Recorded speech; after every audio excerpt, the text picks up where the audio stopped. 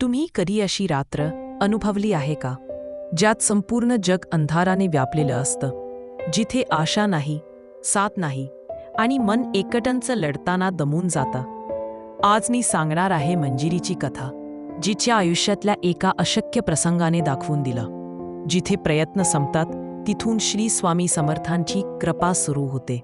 मंजिरी एक साधी गृहिणी, नितीश नावाच्या प्रेमळ नवरा आणि छोटंसं सुखी कुटुंब.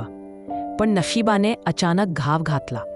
एका संध्याकाळी नितीश ऑफिसमधून परतत असताना कोसळला. रुग्णालयात नेल्यावर डॉक्टरांचे शब्द घणासारखे पडले. ब्रेन हेमरेज आहे, परिस्थिती अत्यंत गंभीर आहे. मंजिरीचे पाय सुकले, डोळ्यासमोर संपूर्ण आयुष्य धूसर झाला. ज्याच्यावर ती जगभर प्रेम करत होती, तो आयुष्याच्या उंबऱ्यावर उभा होता. मंजिरी आयसीयू बाहेर एकटी बसलेली. कॉरिडॉरमध्ये पिवळसर दिवे, मशीनचे आवाज आणि मनात भीतीचा थर. तिच्या हातांमध्ये अजूनही नितीशची खडाळ होती.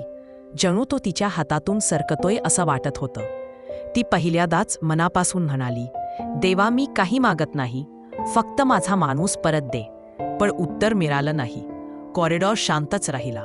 मंजिरीला अचानक तिच्या दिवंगत आईचा आवाज ऐकू आला, जणू मनातच. बाळा, संकट आला की स्वामी समर्थाचं नाव घ्यायचं. ती कधी भक्त नव्हती, पण त्या रात्री तिच्या मनातला दुःख नदीसारखा वाहत होता. ती पहिल्यांदाच हात जोडून पुटपुटली, स्वामी, तुम्ही ऐकता का? हे म्हणताना तिचा आवाज थरथरत होता. तेवढ्यात कॉरिडॉरचा दिवा मंद झाला आणि काही क्षणासाठी वातावरणात एक अवर्णनीय शांतता पसरली. मंजिरीच्या समोरून हलका प्रकाश फिरला आणि तिला वाटलं कोणीतरी तिच्या खांद्यावर हात ठेवला आहे. आवाज नाही, पण एक प्रेमळ अनुभूती. घाबरू नकोस मुली, मी आहे. तिच्या डोळ्यातून गालावर अश्रू वाहू लागले. पण यावेळी ते दुखाचे नव्हते, ते विश्वासाचे होते. सकाळी डॉक्टरांनी तपासणी केली. त्यांच्या चेहऱ्यावरच्या आश्चर्याने मन थरथरलं. हे कसं शक्य आहे? काल रुग्णाची स्थिती क्रिटिकल होती, आज ब्रेन स्वेलिंग कमी झाली आहे. हे मेडिकल सायन्सच्या विरोधातलं आहे. मंजिरी शांतपणे हसली. तिच्या डोळ्यांत अजूनही रात्रीचा तो दिव्य प्रकाश चमकत होता. पुढील 3 दिवसांत नितीशची तब्येत सुधारत गेली. श्वास स्थिर झाला.